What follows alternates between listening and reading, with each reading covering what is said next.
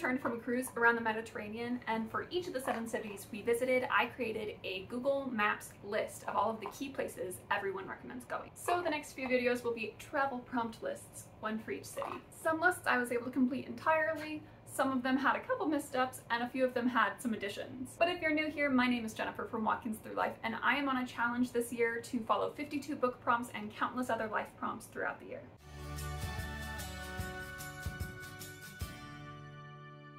Our second port stop was in Koper, Slovenia, the biggest port city of the entire country. And unfortunately, most of the things to see were a long bus ride away from the port. So we ended up taking like a 3-hour bus ride to Lake Bled, and then another hour to Ljubljana, and then 2 hours back to the port. In all, there were 9 items on our list to see, and again, this was not just in Koper, Slovenia. This is basically like the 9 items to see in all of Slovenia. The first one was Lake Bled Island, and you absolutely cannot miss this one. It is the only island in the country, and it is a glacier-fed lake, which means that it's this beautiful, pristine Powerade blue. And in the center of this lake is a beautiful little island with a medieval-style buildings and church on top of it. And granted, there are like 96 or something stairs to go up to it, but there's also a nice like walk-around path that spirals around to get you to the top. We definitely took that one up, and then the stairs down. It is a photographer's dream, but they also have a lovely gelato shop. So if your partner is a photographer like me, you can enjoy some lovely gelato overlooking a beautiful lake.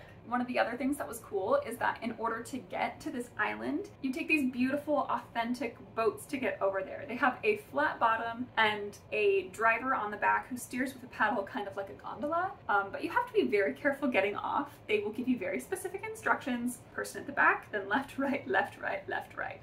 Our tour guide told us a story of another group who did not listen and follow the instructions, all got up at once, and the whole boat just went and they all were wet. So that's definitely a lesson. Follow instructions. We had an incredible traditional meal at a local restaurant before we headed back to Ljubljana. And the list of things to see here was long, but it's pretty condensed into the center part of the city. And our tour guide said that locals don't really go there. It really is just like a tourist district, and they go there only when they need to. There's Dragon Bridge, which goes over this beautiful river in the capital, and there's statues of dragons on it and everything. Honestly, the coolest part about that bridge is the restaurants that are on one side and the incredible market that's on the other side. Also nearby is the Ljubljana Castle. It is straight up on a hill with like a nice cliffside. We didn't actually go up to the castle, but we got a nice picture, and I guess I'm okay with that. Next is inside of the Tivoli Park. There's the Tivoli Castle.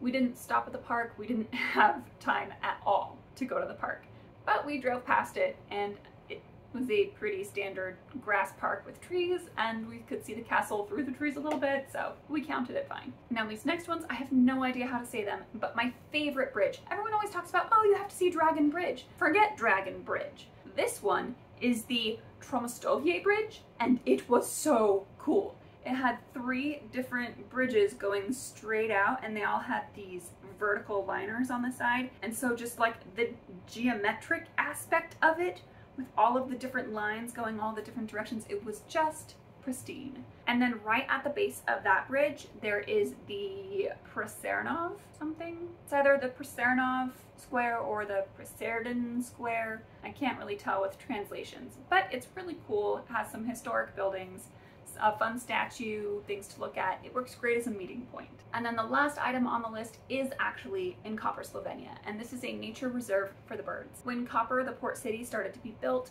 it was necessary for trade, but it started to erode the natural environment that the animals and the birds had. So they created this reserve to make sure that there was a specific area where they could continue to thrive.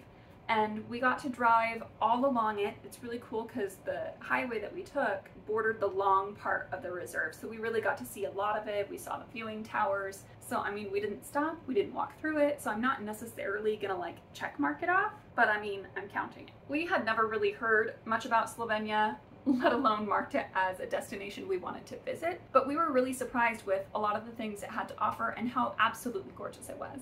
Again, the only thing we didn't get to see on our list was the Postojna cave, but there was absolutely no way we would have been able to make it there. Our bus was already late coming back to the boat. Luckily, we booked through our cruise line, so they couldn't leave without us. but it was definitely tight. It was really fascinating to hear from the tour guide and learn more about the culture of the country, the history of the country. Only question that I didn't ask, and that I'm kicking myself in the foot for not asking, is that everything is themed around dragons. There's dragon statues, dragon bridges, dragon castles, dragon caves. Like, everything is about dragons, and I forgot to ask why. But it is fascinating. If you like dragons, maybe Slovenia is the place for you. Our next stop was in Sicily, so I will see you soon for a video on Taormina.